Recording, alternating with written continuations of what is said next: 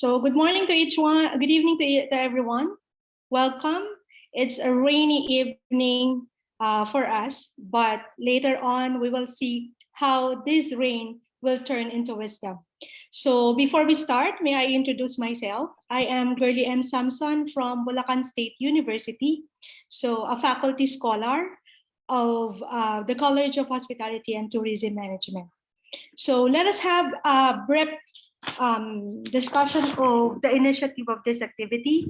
So this is an initiative event by the EdCore Educational Research Center under its advocacy project Sagip Mananaliksik for Everyone. So the main aim of this particular event is the major thrust is of course to help the researchers, both faculty and students in the field of research all over the country, especially during this time of pandemic or especially on this struggling time. So this also project Sagip Mananaliksik, one-on-one, we do have two, and it's project Mananaliksik for everyone. So if we're going to take a look at this, these projects are all under with the advisory of the Department of Education.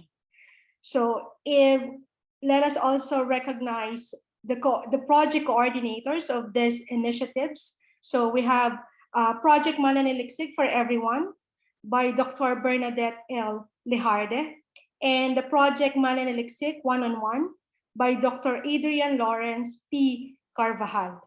So I would like also to recognize the presence of our beloved research or head research coordinator consultant of EdCore, of course, none other than the energetic, the hardworking Dr. Richard D. Sanchez.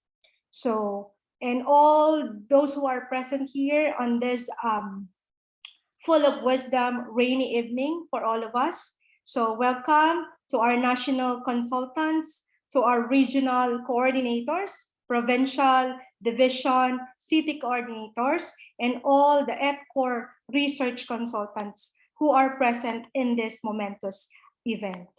So to identify, and let's skip the rain pouring and the ball rolling, may we call on the person who will be introducing or having our welcome message.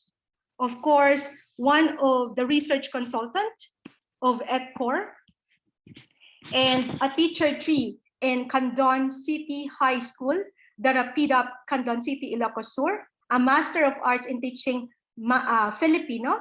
Of course, let us welcome for a welcome message on behalf of EdCore, Mr. Jose Victoriano Valdez. You may now have the virtual floor, Sir Valdez.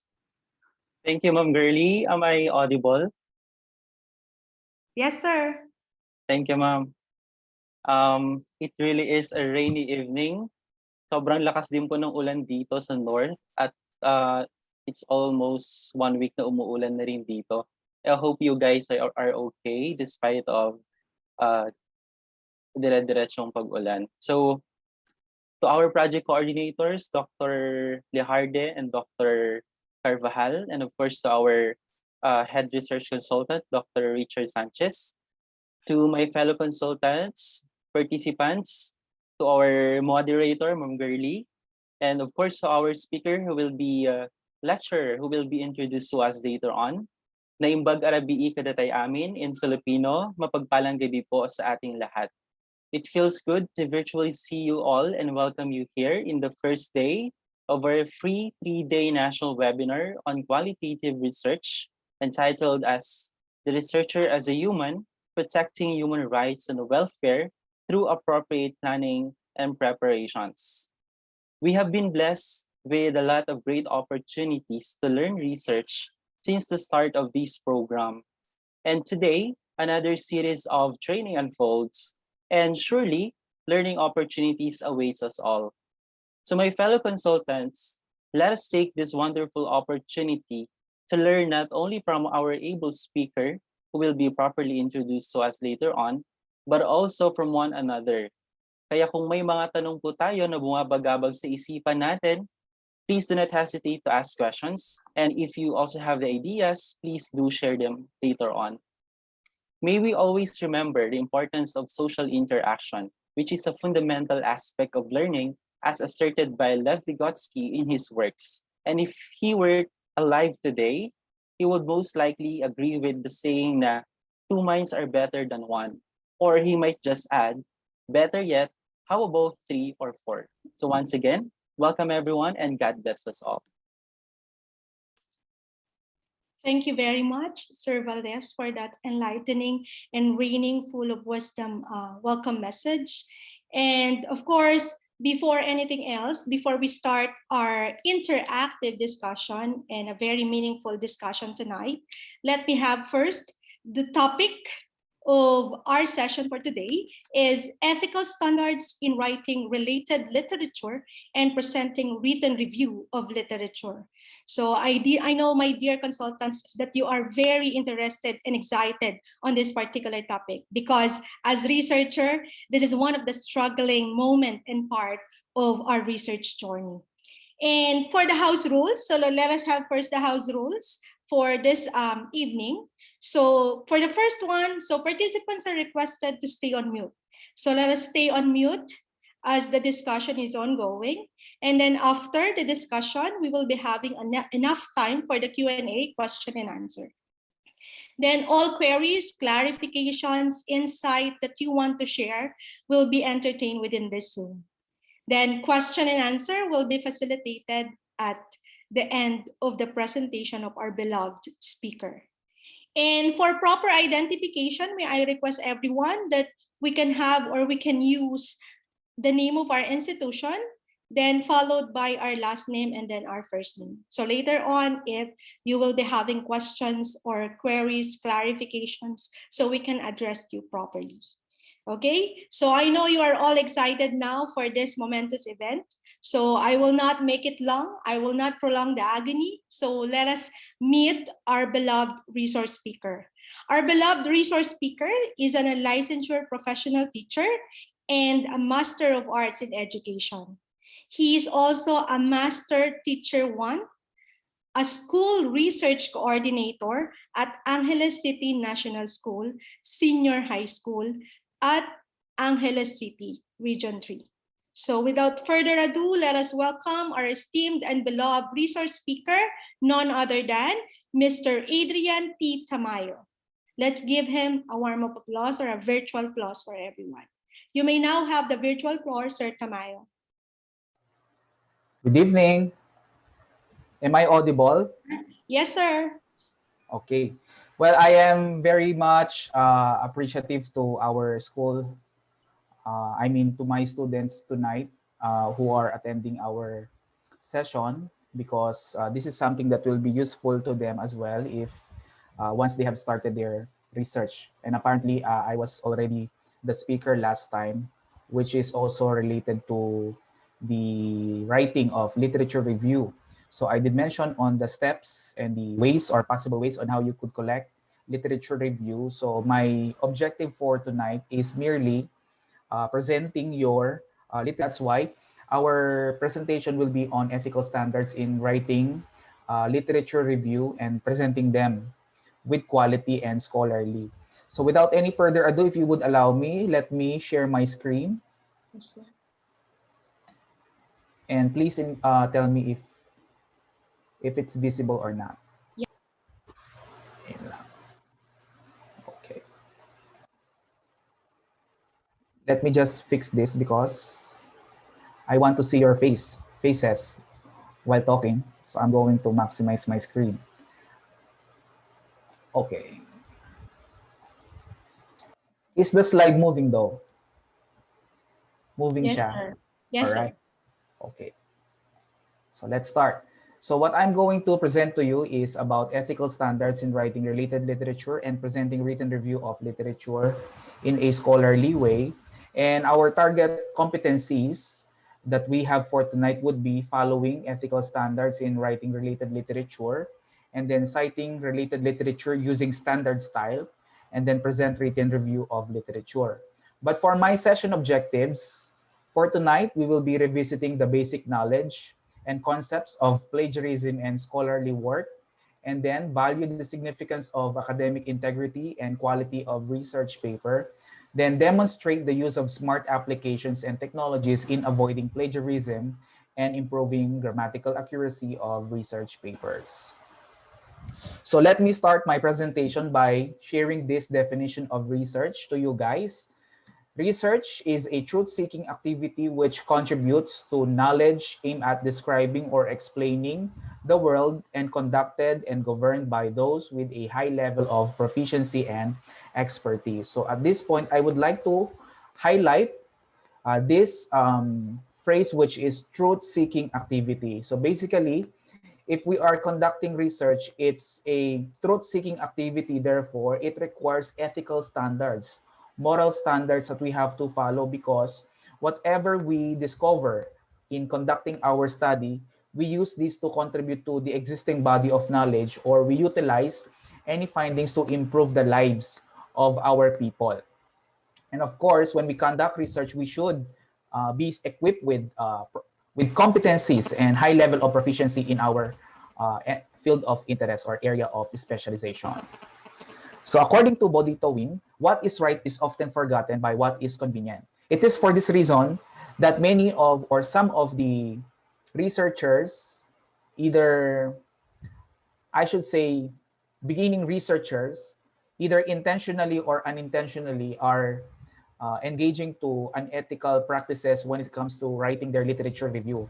And I have witnessed a lot of researchers, whether students and teachers, who tend to forget to do what is right for convenience sake. As we all know that conducting research is a laborious task, and because of many factors that pressures the researcher to complete their study within a given time or specific frame of time, they are left with no choice but to sometimes go for the convenience rather than doing what is right. And one of the convenience that they actually, whether intentionally or unintentionally do, is what we call plagiarism. So when we talk about of plagiarism, plagiarism is an object which has been taken, whether borrowed or stolen from a particular source by an agent without adequate acknowledgement, whether with or without the intention to deceive. That's according to Pecorari. If you have seen, I am highlighting object, taken, source, agent, acknowledgement, intention to deceive. So when we talk about of object, we can refer to written text, whether shorter or longer, statistics with research result, measurement result of lab work, piece of program code, research idea or notification, theoretical concept or definition. So whenever we talk about of object in plagiarism, we refer to the aforementioned items. So when we talk about of taken, so this is either by borrowing, stealing, through theft, misappropriation, misrepresentation, or usurpation. Yeah. And we also have what we call source. A source could be a print or digital format, either published or unpublished. Most of the time, many violators are not caught because what they are citing are unpublished. So even if the material that we are citing is unpublished, we have to still give due credit to that source. No? Then when we talk about of agent, according to research, we refer to students. That is universally accepted that the agent who are usually committing plagiarism are students. But nowadays, as we see, sometimes it also transcends to teachers, which is actually a very sad event or experience. So these teachers or students or agents either do not adequately acknowledge their sources, which actually make them violate the ethical standards that we do in literature review. And these, when we talk about a violation in plagiarism, this is either intentional or unintentional. So intentional, most of the times they actually do it intentionally. They reprehensible academic commit academic fraud. Then others would actually do unintentionally, which is still unacceptable, but as compared to intentional is lesser of a crime. So one of the reasons why students or teachers are committing this intention to deceive, it's because of poor academic practice. So the only way for us to overcome this is for us to ensure that we are practicing the correct academic strategies or styles, no, that we do when we conduct our research. And there are types of plagiarism that we have to consider for us not to be caught committing plagiarism. One of which includes complete plagiarism, which is the exact copying of manuscripts. Yung copy and paste siya, diretso siya. No? Then we also have what we call the direct plagiarism, which is without attribution. No? Yung kasing complete, tinatawag natin complete is we just put our name. No? Doon naman sa sa direct plagiarism, you just get a portion of the material and then you do not attribute who is the author or whose idea is that. Meron din naman tayong tinatawag na source-based plagiarism wherein the references or sources cited by the author are not actually existing. Meron pong mga ganon. Then we also have the self or auto-plagiarism. When we talk about of self or auto-plagiarism, that even if you are citing your own work, no, I mean you are using your own work, you are the author, but you do not acknowledge yourself properly, that is self or auto-plagiarism. Then another is paraphrasing plagiarism. When we talk about of paraphrasing plagiarism, this is just rephrasing small changes of someone else's work, then you put your name. No? Parang pag nangongopya ng assignment, ganun yung ginagawa natin. Then another is inaccurate authorship, which could happen in two ways. When we talk about of inaccurate authorship, one person or a person contributes to the manuscripts without getting credit. So meron tayong mga nagpagod sa isang work, then we do not put their names. No? Meron naman, people who did not actually contribute, walang ginawa doon sa output, tapos nilalagay yung pangalan nila. So that is inaccurate authorship. Another is yung mosaic plagiarism, wherein we talk about of interlaying other texts or phrases in someone else's or in your own work. So ang nangyayari, parang pinagpa-patch mo siya, then you make it your own work. Ganun ang mosaic. Then we also have accidental plagiarism, wherein ito naman unintentional, probably because of lack of ferocious reading. Nakakalimutan natin na meron palang may-ari ng idea na yon. So yun ang mga types of plagiarism that we may commit according to Crispin. So how do we avoid plagiarism? One of which is what we call citation. Another is paraphrasing. So first, I would like to first focus on citation. Remember po, para hindi tayo, so that we don't get confused with the terms now. When we talk about of citation, that is the umbrella. Then citation could be in two forms, either in-text citation or end-of-text citation. And when we talk about of in-text citation, there are three. We have the author focus, we have idea focus, and then chronology focus. And for end-of-text citation, we have the references or bibliography. References, we use references if all the materials that we have used are the ones that are reflected in the paper. But for bibliography, those which we have consulted, whether we have used them or not, we use bibliography. And in terms of citation, there are a lot of formats. One of which, sa DepEd, we have the CMOS or the Chicago Manual of Style. And then we also have the APA or the American Psychological Association.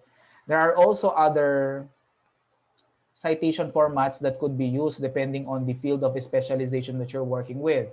Kagaya ng nabanggit ko kanina, we have Chicago, which is usually in humanistic style o yung history majors. Yung Modern Languages Association, it's for language majors as well as liberal arts, pwede siya. Then we also have American Psychological Association or the APA, which is used by psychology, social science, and education majors. So these are just the example in the end-of-text citation. If you will see, we have here the first one, which is in Chicago Manual of Style. The second one is Modern Languages Association or the MLA. Then we have the APA style. End-of-text itong mga to, no? And then we also have what we call the in-text, wherein nasa loob siya mismo ng text, hindi yung reference. Sometimes we highlight the idea. Kaya nga kung mapapansin niyo, we have the parenthetical citation, which is also referred to as idea focus, because we are highlighting the idea instead of the authors. For the researcher focus, we are highlighting the authors. Probably, they are the giants. Sila yung authority sa study or topic na pinag-aaralan mo. Then chronology focus, you emphasize or you highlight the year because probably you are putting a historical perception of what has been done in the study that you are conducting. No? There are other examples, no, of in-text citation that I could share to you. One of which is, if you will see here in my monitor, if you have one source and it has 3 or 5 authors, you just have to cite all authors. Kagaya ng example dito. Halimbawa, Pineda, David, and Tamayo, then open close parenthesis, 2019. No? Then the subsequent citation, you just have to say Pineda et al. Dito naman, pagka ano siya, in-text citation or yung idea focus, you use ampersand instead of the whole end word. Yan. Then subsequent, ganun din, Pineda et al. Then if you do not have an identified author, you just actually usually cite the few words of the title nung article, no? And then you use double quotation. For example here, the site seem to indicate support for homeopathic drugs. So, open and close parenthesis, medical miracles because it is the title of the article but there is no identified author, but there is a publication year na identified. Yeah. For 2 or more sources in parenthetical citation, when we talk about of 2 or more sources, meaning you are citing 2 works or 2 studies probably, so you just actually separate them with semicolon. For example, several studies, Jones and Powell, that's one source. Then semicolon, another source, Peterson, 1995 and 1998. So that's another source. So you separate again, semicolon, the third source, which is Smith. So ganun siya. You just have to separate them in semicolon. Then if you are citing for a specific part of a material, you just have to include the page number.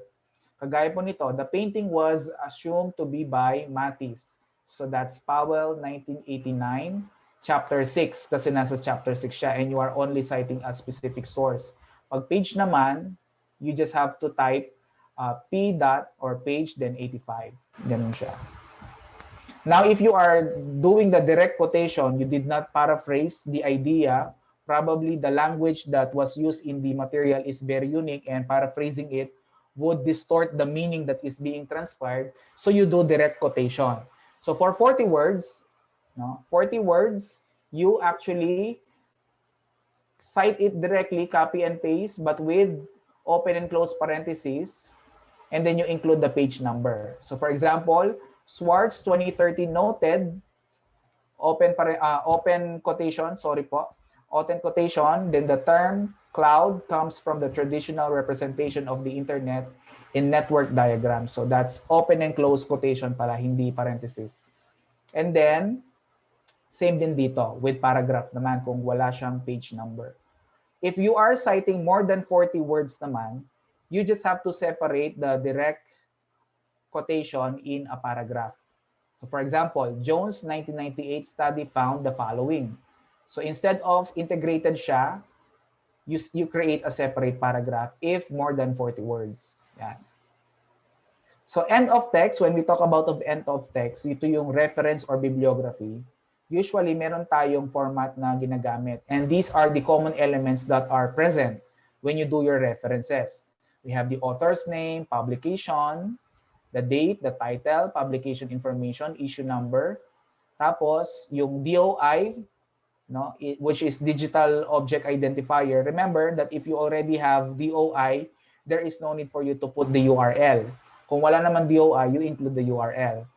Meron tayong format dito which hindi easy i-memorize, but there is a way for us to adhere to the format by the use of smart application.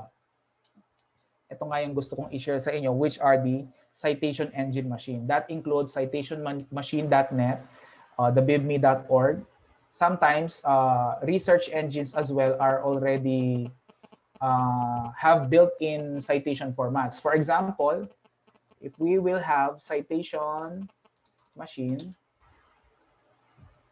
let's say here, this is the home page. You just have to go to citationmachine.net and then create citations. When you check the create citations, you will be given the option whether you are citing a website, a book, a journal, or you can click more for you to have more choices, such as newspaper, film, online video, online database and advertisement, etc. etc. Yan, marami po siya dyan. So let's say if you are citing a journal, let's say journal, you just have to click journal. There are two ways for you to cite. Either you type the DOI or the URL here, or you can create a manual citation wherein when you click manual citation, you just have to input the details. So granting if we have, wait, critical reading. So let's say this journal. So we can search this journal through the link. Pero hindi siya nakikita. Let's change it into a book. Let us try to cite the book. Naglag ang internet, saglit lang. Okay. Let's say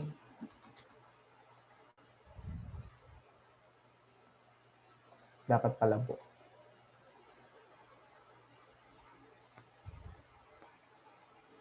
Hindi niya pa rin makita.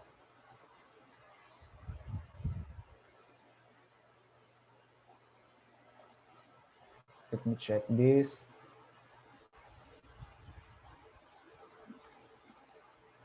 So balik tayo sa journal.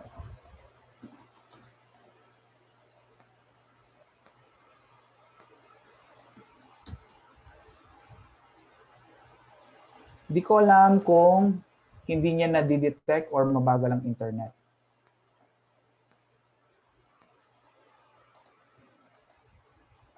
Let's try with bibme.org.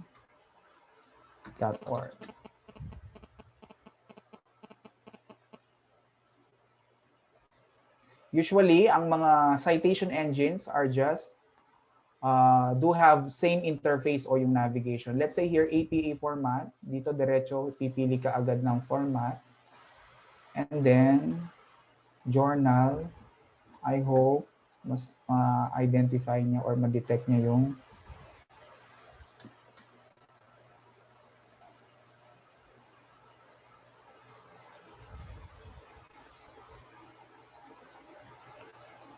link. Bakit kaya hindi niya na-detect? Wait.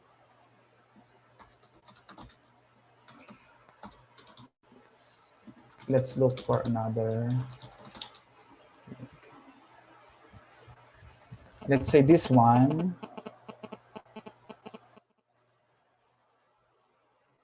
Yeah, so it's a website. Let's put it. Let us choose a website.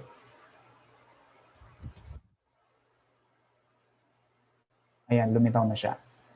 Then we select. When you select, it will show you the details that the citation machine or engine has detected. Then you click final step. Then nandun na siya. So you create citation. So when you create citation, nandito na siya. You just have to copy and paste and put it into your Word.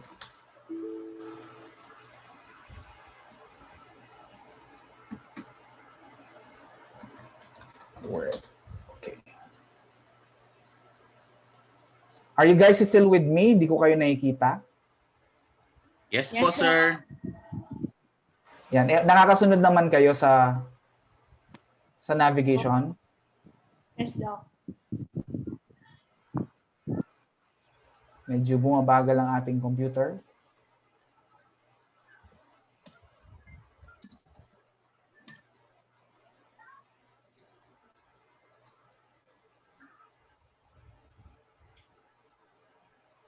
Probably dahil marami akong naka-open. Ito.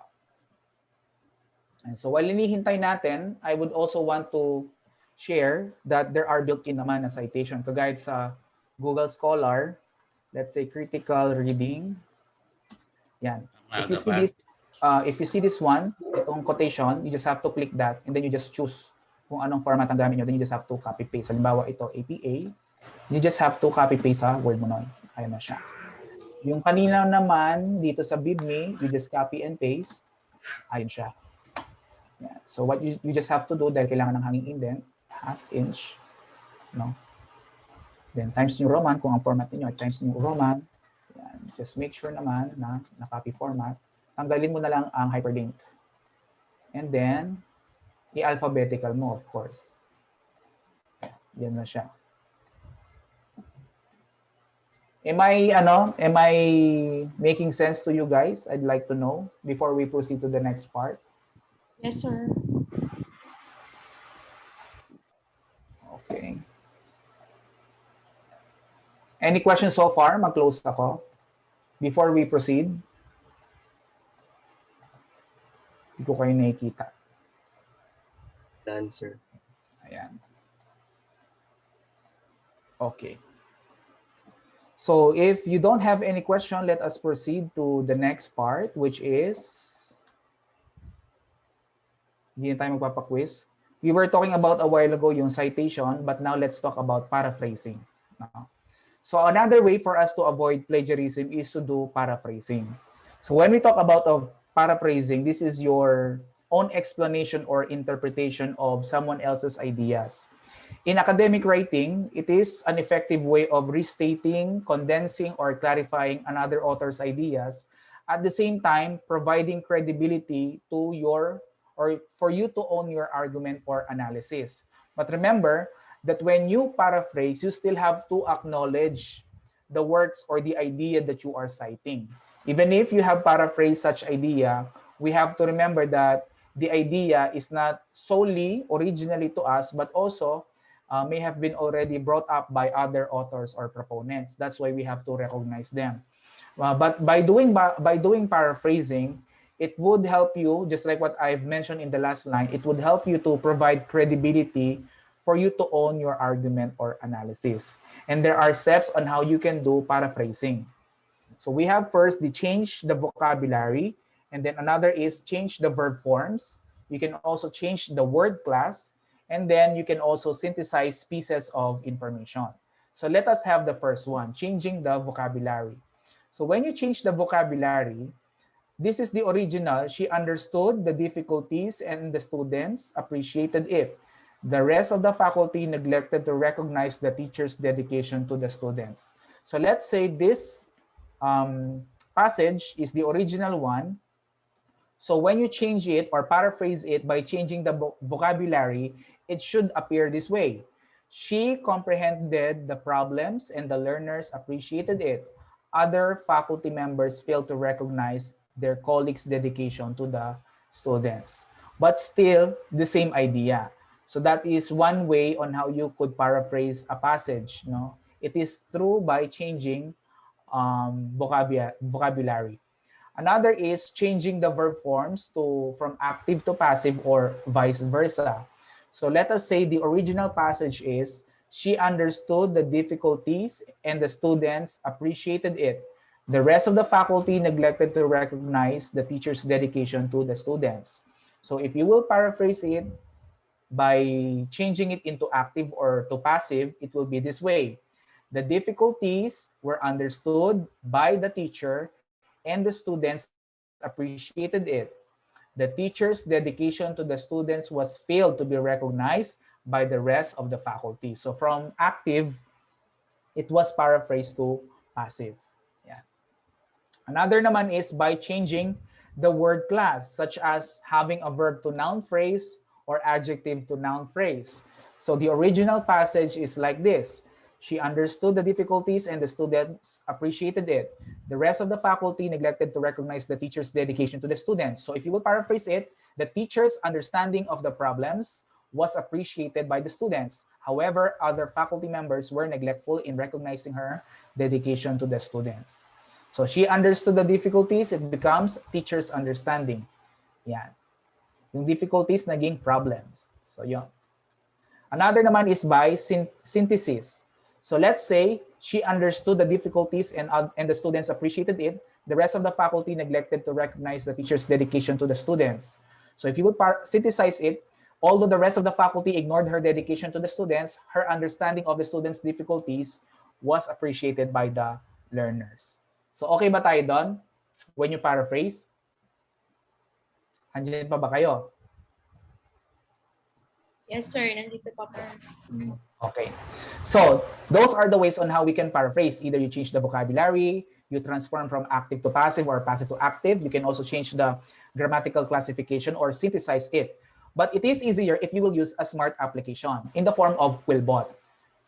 So mag-sample tayo ng Quillbot dito. Ito siya. Do you guys see it? Yes, sir. You just have to go to log into quillbot.com and then you can use this. For example, if I am trying to paraphrase this statement, critical reading is an active process of discovery. So that's the sentence that I'm trying to paraphrase. You just have to type it here in the clipboard in the left side and then click paraphrase. The paraphrase version should appear on the right side dito.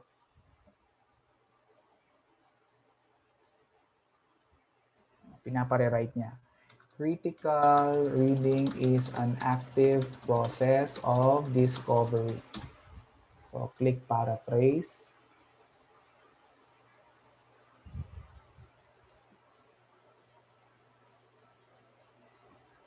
Ito siya. Ito ang paraphrase version niya. Reading critically is an ongoing process of discovery. So, magkaiba na sila. It will actually give you more convenience if you are paraphrasing few ideas, no? Remember, for the free version, it only accepts 400 characters. Yun lang ang limit niya. Pag paid siya, hindi ko alam dahil hindi pa ako nag-avail nito dahil this free version works for me. Yung ref and write, we have also the ref and write, but it's actually paid so I could not open it. Wala siyang free version. So any questions so far about paraphrasing? None so far, sir. Okay. So let's proceed with after paraphrasing, no? You can also use Grammarly if you wish to make sure that your paper is grammatically accurate. There's a free version for Grammarly. Grammarly. You just have to log into grammarly.com. No? Meron akong free version, which is this one.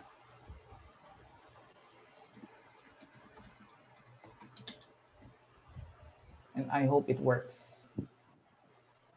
Bumabagal ang internet ko. Okay, so this is the free version. No? In the free version, what you could only see is the following features. Ayan. You can only check for correctness, which improves spelling, grammar, and punctuation. The clarity, which helps you to make your writing understandable. Kung verbose siya, ginagawa niya siyang mas brief and concise. Tapos pag engagement naman, it helps you to use active and passive voice appropriately. Then yung delivery has something to do with the vocabulary. Nagsasuggest siya ng vocabulary. So for example, if you see this is an issue of clarity, which is in order to, and it can be actually transformed into to, just to. E di nababawasan na siya. Yung in spite of, pwede siyang despite, no? Yung own, hindi na daw siya kailangan, so pwede niyang i-omit. So pwede kang mag-click-click dyan. Pero may warning ako when you use Grammarly. Remember that ICT is not an absolute application that would do all human activities, no? May limitation pa rin siya, such as the logic of human, especially sa language, no? Kasi according to Noam Chomsky in the transformational grammar, we have an infinite way of expressing sentences. and that cannot be covered by computer alone. So that's why we have to be very careful even if we are using Grammarly. Pero at least in Grammarly, it would assist us to look for errors that that escapes our eagle eyes. Halimbawa, itong to, kailangan pala of siya. So yan. No? Ito ang free version. But let me show to you my full version naman. Let me log it out. Kasi meron akong paid version. The paid version includes yung plagiarism scanner.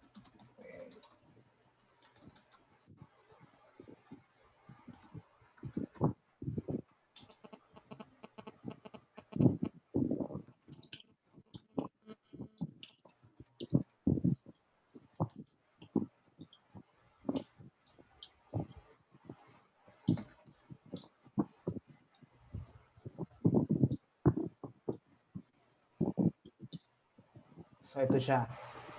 So far, ito yung mga papers na na-review ko na kasi. So let's say this one.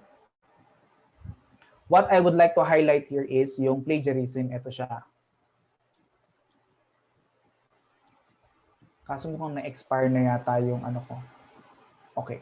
Na-expire na ang ano ko, ang premium version. So I just have to renew. Pero dito siya, lilitaw siya yung plagiarism. It will show you how much percentage or similarity index that you have. Tapos sasabihin niya saang website siya nakuha. So in that way, if meron siyang similarity index, you can use Quillbot to paraphrase. Yun lang ang punto ko doon. So at the end, if you use these smart applications, it will help you ensure that you follow ethical standards when you present your literature review. At the same time, you are also confident that your paper is scholarly done. Yun ang punto dito. Okay. So remember that in research, we have to always remember that we are merely standing on the shoulder of giants. So we should not forget to give credits to whom it is due. So ito yung mga references ko. And I am open for question and answer. Thank you very much, sir, for that very informative, effective, and efficient discussion. So we do have 2 questions in the chat box. Let me read the first one. So it's from Ms. Mary Joy Biazon. Her question is it advisable to let the students use the Quillbot application? For convenience sake, it is. No? Remember that not all students are linguistically competent when it comes to writing. It is actually one of the problems that we have right now. More so teachers. In my dissertation that I'm working, I am trying to establish that if you are a teacher, you per se should be good in reading, writing, and including statistics. So it doesn't only end there. You should be also good in terms of pedagogy, because knowing how to write is different to knowing how to teach writing. So therefore, in reality, no, what is ideal is not always the practice. In reality, there are students who are not really proficient when it comes to writing.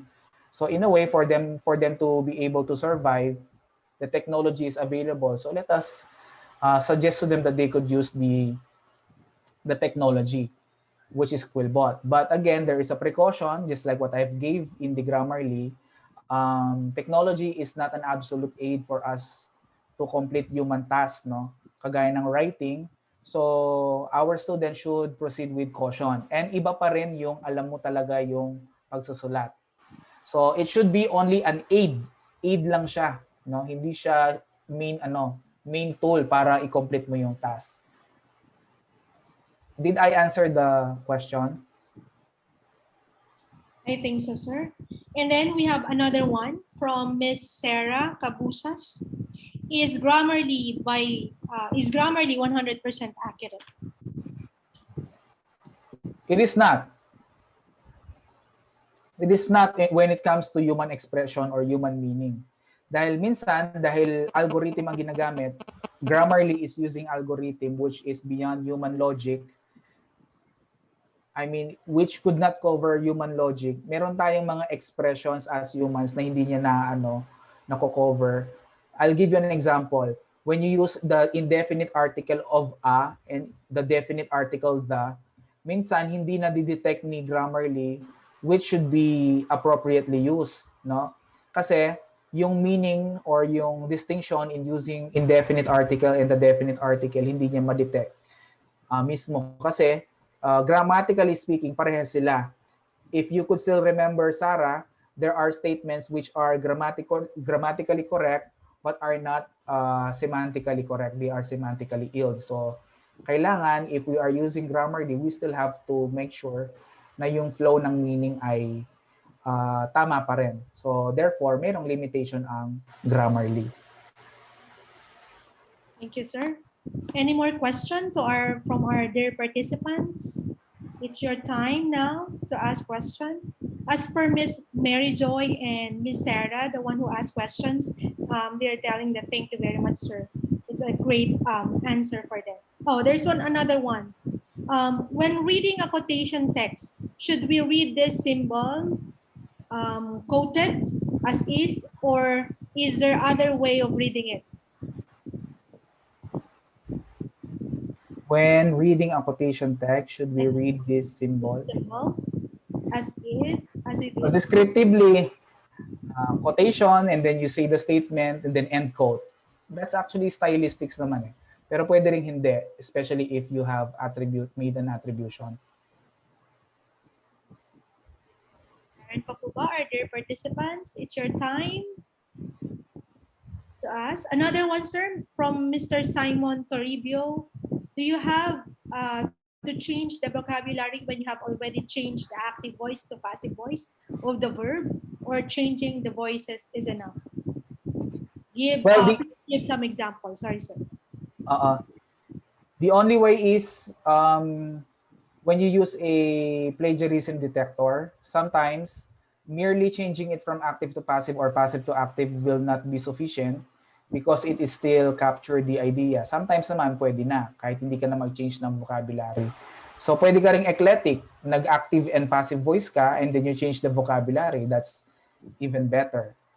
Okay, thank you, sir. Any more questions, my dear participants? It's your time since the rain stopped, so we can ask more questions to our dear resource speaker. Actually, sir, I've already used Killbot and Grammarly. It's really, shall I say, very helpful, especially to us as educators. And it will also be with our students. Hindi nga ako aware na na-expired na pala yung Grammarly ko. Yung Grammarly, yes. Naman. Actually, sir, the Killbot, I think, do have also premium, something like that. Because if it's not, it's only 400 words that it can accommodate. But if it is premium, it's like 700 plus, something like that. That is something that I'd like to tell you, because if at least you are proficient in writing and in paraphrasing, you would not really have to subscribe to the premium version. You just have to use Quillbot as an aid, no? Kasi kung marunong ka naman mag-paraphrase and there are passages which are really difficult to be paraphrase, you resort to Quillbot. But again, sometimes yung Quillbot, when it paraphrase, it actually distort the meaning. So we really have to be careful kasi hindi naman ito yung ibig mo sabihin pag pinaraphrase mo through Quillbot, papalitan niya. So that's why, yun yung sinasabi kong limitation niya. No? Sir, there's another one from Mr. Ramon Reyes. In qualitative research, what are the sources should be avoided po? Well, we have to avoid sources which are not scholarly done. No? Madalas ganito, no? Mga website na walang author, kahit na minsan acceptable naman, no? Basically, we would like to use sources that promotes accountability. Kung meron tayong mga write-ups na galing sa website, maganda merong nagtitake ng accountability. So we have to avoid yung as much as possible, no? This is a practice of mine, no? I don't know if it is standard. I do not as much as possible use materials that do not have authors. Or minsan naman, kahit walang authors, pero alam mo na galing ito sa university of ganito or government, so reliable pa rin, may accountability. Pero yung totaling wala, iwasan po natin yung gray literature ang tawag doon. Usually mga blogs, halimbawa, a vlog that is talking about language and that person is not even a language major. So we really have to avoid yung ganong mga sources. Sir, another question. I think Sir Galiho is from the senior high school. In our senior high school students, it is always the APE format to be used in writing their practical research. Oo, because we are preparing our students for higher education, and higher education institutions, most of them, if not, no, they are using APA. So we use APA. Pero the appropriate use of citation formats will always depend on the field of specialization. Kung tutuusin. Halimbawa, if we are talking about of literature, languages, we really actually have to use MLA. No? Pero still institutional ang policy. If the institution prescribe APA regardless of your field, so we use APA. And in the Department of Education, as a matter of fact, in our DMOS or DepEd Manual of Style, if we are writing instructional materials such as modules or learning activity sheets, it is prescribed that we use Chicago Manual of Style, the CMOS. But in writing our research, we use APA. Ganun siya sa Region 3, ganon. Because field of education is under APA. Di ba? Pero sa instructional material, ang reason ng Department of Education, it's because of the use of standard English, and it is the citation format used by publishers. Yun ang nakasulat dun sa DepEd order. Sir, may follow-up question din po si Ms. Mary Joy Biazon. Ask ko lang po, hindi po ba mako-consider na word order plagiarism yung changing the vocabulary in paraphrasing? Again, it is right now, the technology is already helping us for us to avoid plagiarism. So if our ethics or research committee sa university have run our paper, no, sa mga plagiarism scanner, di ba meron tayong acceptable na similarity index, no? I would like to put emphasis on that. When we talk about of similarity index, it is different to plagiarize. Kasi meron namang similar talaga na hindi mo na pwedeng i-paraphrase. Lalo na yung mga naka-frame na, halimbawa, chapter 1. Ano pa bang gagawin mo sa chapter 1? Chapter 1 talaga yon. So, introduction. So meron tayong mga framed na statements. Usually, ang nape-plagiarize, gaya ng nabanggit ko kanina, ideas. No? So, the ideas, no, we have to maintain them and then acknowledge yung source. Pag nag-change ka ng word order, hindi na dinidetect ni plagiarism scanner madalas yung isang idea. Ideally speaking, kung ako tatanungin, we really have to synthesize. Pero yung word order, it's for basic, yung mga beginner, no? Yung word order, kung natinanggap naman siya ni plagiarism scanner at walang naging problema, walang problema. Kasi standard na natin ngayon yung plagiarism scanner, we have ang pinaka-famous ngayon, ang pinaka-mahigpit is yung Turnitin. Siya ang pinaka-mahigpit na plagiarism scanner, if I'm not mistaken, because even the unpublished materials, nalalagay siya sa kanyang database. So it is important that we make our paper, lalo na kung thesis or dissertation na nasa library lang, i-run natin ng Turnitin kasi other universities, if they run their thesis or nakakasama yon doon sa mga dinidetect. Ang disadvantage ni Grammarly, it only access yung mga online materials. So yung mga offline, yung mga unpublished, hindi na niya nadidetect. Kaya when it comes to plagiarism scanning, okay si Turnitin. Thank you daw, sir. According to Ms. Mary Joy, nakaka-enlighten po. And then we have another question from Sir Simon Toribio again.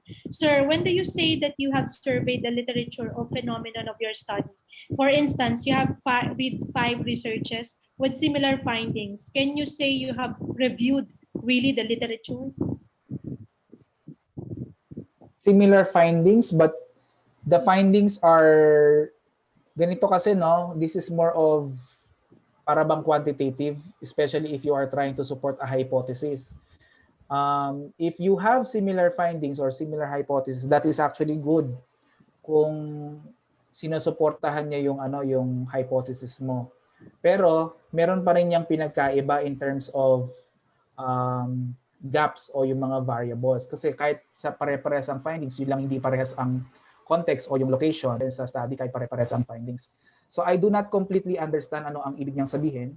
Pero as long as you have reviewed papers, even if pare-parehas ang findings, you still have to look for the differences. May iaanggulohan mo lang yan yung angle. Nasa writing yun Hindi ko alam kung na-satisfy ko yung tanong ni sir. Yung tanong ni sir. I think so, sir. And then, sir, meron pa po si Sir Galivo ulit. So, what are the consequences of students are caught into plagiarism? Have you experienced this kind of issue? Sa DepEd ba? Meron naman kasi tayong meron tayong student manual. Student manual. At ang punto dito, as a teacher, una, kung if there are students who are committing plagiarism, syempre we have to take action. According to our manual, Pero madalas sa DepEd, kung ako ang tatanungin mo, you have to make sure na hindi makarating sa punto na nagpe-plagiarize si student. Yun ang kumbaga as a teacher, parang may responsibility tayo na wag humantong sa pagpe-plagiarize. Minsan, may mga students pag naakalain nila pag nagsusungit ka, hindi kasi nila alam minsan meron tayong poker face inside the classroom. When we are very strict with what they are doing, we tend to hurt their feelings. Diba? When we hurt their feelings, it's actually our way of telling them not to do this or not to do that. And you have to make sure that you are doing the right thing. Kaya tayo nagpapakita ng worst. Sabihin na natin hindi magandang pag-uugali. Pero at the end of the day, ang gusto lang natin ay wag silang mag-commit ng plagiarism. Effective learning kasi is, kumbaga inside the classroom you are cheating, paano sa totoong buhay, lalo na kung life and death ang pinag-uusapan. So the value of doing the right thing, di baling hindi ka na magaling sa research, huwag ka lang mandaya, carry lang. Yun lang ang punto doon. So kung minsan nagagalit man tayo sa mga estudyante, we show our very worst behavior in the classroom, that is our way of telling them or helping them not to commit a mistake. Yun ang punto doon. Yun nga, at the end of the day, patatawarin mo rin nga. Sabi nga po ni Edcor, patawarin nyo na lang daw po doon. Di ba pag meron na bang sa DepEd, meron na bang na-drop dahil nag-cheating? Wala pa, sir. Pero cheating is dangerous to your health. Hanggang sa dadalhin mo na lang sa guidance, tapos pasusulatin ng I will never do this again, back and forth.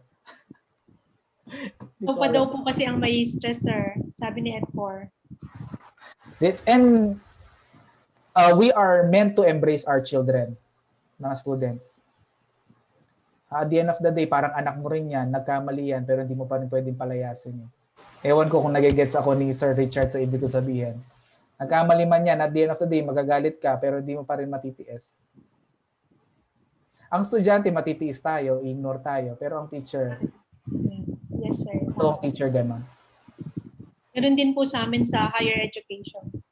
Kahit yung iba, malalaki pa sa amin, still, papatawarin mo rin po. Yes.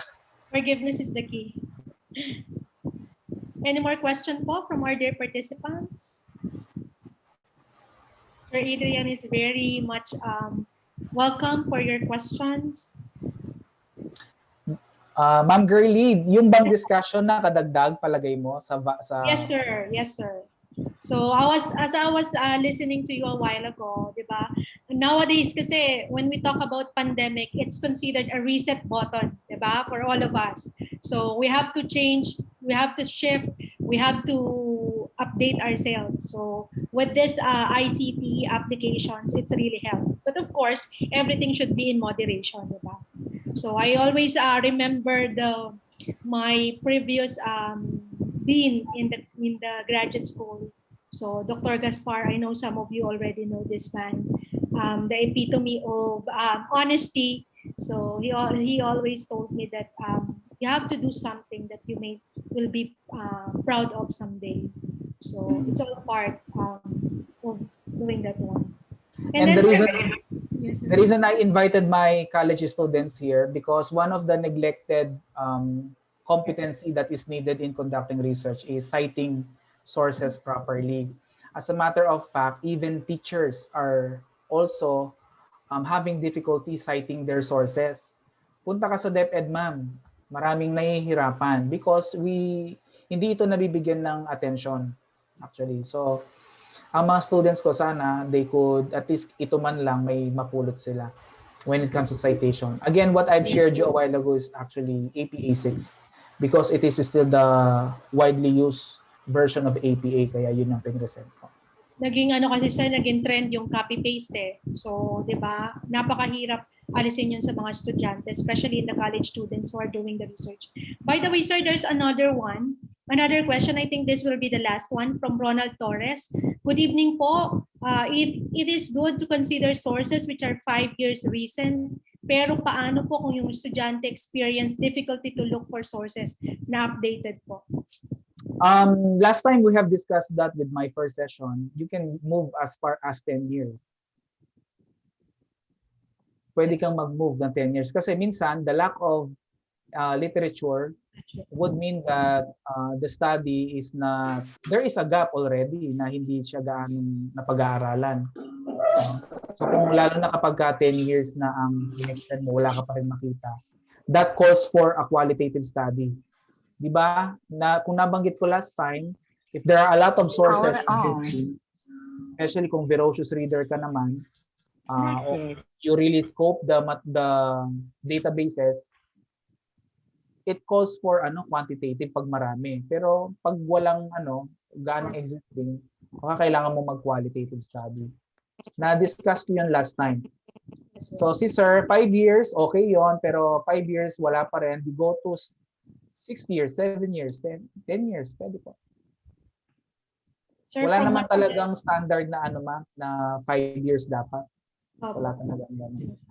Basta gusto lang nung iba, especially ng mga advisors, most recent, but it doesn't tell na it should be within 5 years, it should be within 10 years, or so on and so forth. And then we have an appreciation comment from Malolos. Appreciate your presentation po, Dr. Adrian. Nakaka-refresh po because sometimes nakakalimot tayo in terms of citations and paraphrasing kasi usong-uso nga yung copy-paste. And then, very relevant presentation po. Thank you for sharing po from Ma'am Lakaba also. And then, meron ditong hugot sir si Sir Jonas Caparas. Sir, what if plagiarism was done by the teacher? What we should do? May magagawa ka ba? Hindi mo naman pwedeng pagalitan, charot. Actually, mahirap i-accuse ang teacher na nagpe-plagiarize kung sasabihin niya, halimbawa, meron kasi minsan na lahat naman ng sources kinukuha natin, pero during the presentation, hindi pa siya polished. Pero after that, aayusin niya rin. Merong mga ganong instances na. So, hindi tayo pwedeng quick mag-judge. Pero meron naman kasi talagang ganon na plagiarism ang nangyayari, nakakalungkot pagka-teacher. Ang accusation ng student galing sa net. Di ba? Bakit? Ang net, hindi naman bawal kumuha sa net. Ang bawal yung kinuha mo sa net tapos hindi mo in-acknowledge. Yun ang bawal. Lahat naman ng sources natin ngayon, lalo na sarado mga library. Wala ka na mag-aanong libro. Online talaga ang ating database. Tanggalan daw po ng lisensya. Siguro driver's license yung sinasabi, sir. Actually, sir, ngayon nga ang plagiarism, pahigpit na eh. Sa amin kasi at Bulacan State, in the graduate school, it should be 5%. Wow. Hindi na 10%. Dati 10, di ba? Ngayon po, 5% na. Masteral yan, ma'am? Both po, for masteral and dissertation, PhD. Dati, kaya po, nagulat lahat eh. Dati 10 kasi acceptable eh. Ngayon po, as per the president, it should be 5%. Ang maganda kasi ngayon, ma'am, there are universities who are offering turn it in accounts for some certain of time. So bago ka mag-submit, you yourself i-scan mo na, then pag may na-detect ka, may quillbot naman. Go. Thank you very much, sir. I think they don't have any more questions. Meron pa po ba tayong questions kay Sir Adrian? Shout out kay Jonas. Si Jonas po ang class president ng BAEL. My students po supposedly kanina These are Bachelor of Arts in English ng City College of Angeles. Andyan po sila. Di ko alam kung ilan sila, pero I have invited them to join us tonight. Kasi this is We have 70 participants in the Zoom. Hello po, thank you po. Kung may question po, you can type in or you can ask. No more na po. Or you can ask personally with Sir Adrian once everything is okay. Once there's F to F. Just joking. And then just a reminder po for those new or those just new member of EdCore consultant, your oath taking will be done after the webinar. So stay po on our virtual floor. No more question na po. Any more po? Thank you daw po, sir. They are saying thank you and congratulations. Sana daw po maulit-uli. More talks on research. That's all. Okay po. So I think there's no more question. Thank you very much, Sir Adrian, for this wonderful, effective, efficient, full of wisdom. What else? All adjectives that really help us to be more good researcher in the future and, of course, to embrace research. So let me read the certificate of recognition for our dear speaker. So it will be sent through his email. So the EdCore Educational Research Center, Santa Ana, Pampanga, Philippines, present the certificate of recognition to our dear Mr. Adrian P. Tamayo, licensure professional teacher and Master of Arts in Education, for his invaluable time and expertise as resource speaker in the national webinar on qualitative research of EdCore Educational Research Center held this July 28 and coming August 11 and August 25, 2021, and conducted under the advocacy of Project Sagip Mananaliksik for everyone. Thank you very much, sir, for that invaluable service and expertise that you've shared with us. Okay, so before we have the closing message on behalf of the EdCore, may we ask all the participants to turn on their cameras so we can see each other and we can have a photo off with our dear speaker. So it's a one-time opportunity for us. So since the rain stopped, of course, it's time for us to shine in the webcam and to show our beauty and the handsomeness of everyone. Ready na po? Okay, so we have 3 panels. I'm gonna check in 3. So ready? Let's start with the first panel. Say cheese. Okay, let's have the second panel. Turn on your cameras, your webcam. Okay, ready po? Okay, say cheese. And the last panel po. Say cheese. Okay, thank you very much po for that. Okay, thank you very much, sir. And of course, this one, so we must always remember that research is considered a journey for everyone. So it's always start with step number 1 until on the last step. But we should always remember that we have to do something which we can be proud of someday. So ethics is always part of research. So we have to do things ethically and in accordance with what is right and what is wrong. Okay, so now po, I will be giving the virtual floor now on behalf of the EdCore to give us our closing message. So again po, may I remind everybody, especially those new members who will be having the oath taking, to please remain after the webinar.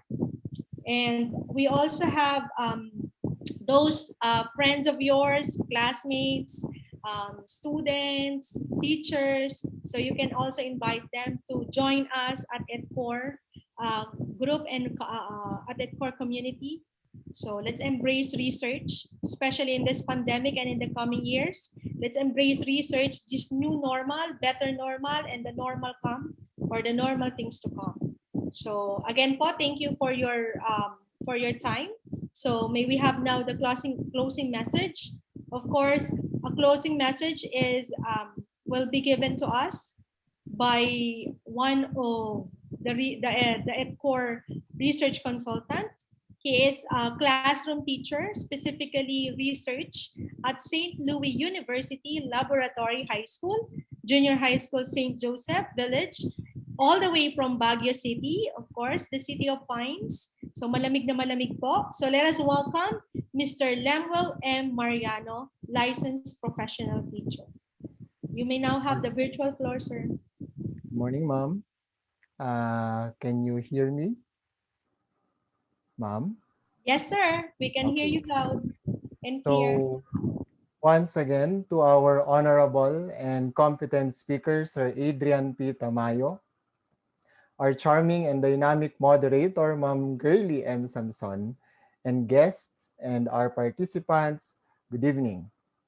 Indeed, this lecture is part of the webinar series entitled The Researcher as a Human Protecting Human Rights and Welfare Through Appropriate Planning and Preparations made the process of searching for workable steps that will enable solve the rising number of human rights violation in our society.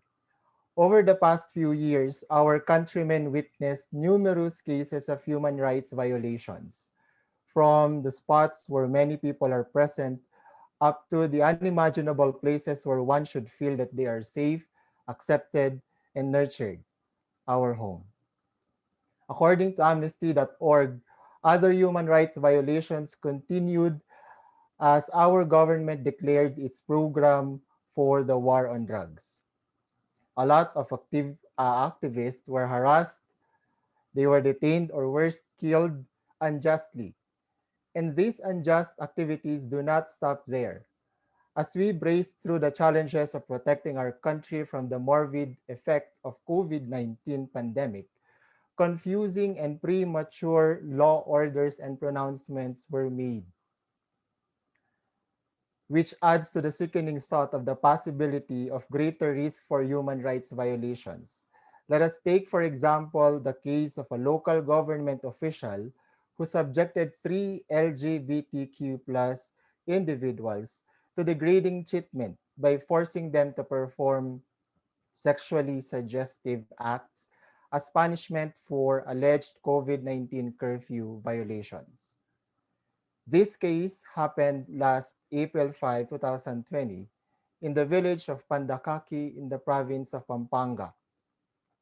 Other human rights violations prevailed throughout the country, such as local officials putting curfew violators in dog cases or exposing them to hours sitting in the summer sun as a form of punishment. Two children who were arrested after curfew were put inside a coffin by local officials. As I deliver my closing remarks, I believe that abusive punishments are still going on, and many innocent lives are at stake because of such horrendous acts. This, my fellow researchers and research consultants, is the very reason why we should continuously equip more Filipino students with knowledge and skills to conduct research so that they too can come up with research-based protocols that will result in appropriate planning and preparations which will take place as we live through the new normal. As we take a rest for the day's activities, my fellow research consultants, guests, and our dear students, let us pause to realize and remind ourselves that we are given enormous power and responsibility to make the present situation a little easier to handle. As I borrow the guiding statement of SLU, we in EdCore genuinely have a very good and beautiful mission. Once again, from the City of Pines, thank you and may the good Lord bless us and our family. Good evening po. Thank you, Sir Lemuel, for that wonderful closing message. Okay, so again, thank you very much to all of you. Let us remember that this passage that I always remember. So our attitude measure our altitude. So whatever we are doing, whatever we are in, so it will be measured in our future. So this end our session for tonight. Thank you for being part of this momentous activity of EdCore family. And we wish you a safe day and a safe night for everyone. And looking forward to see you on our next sessions and in our future activities and events. Again, good night and thank you.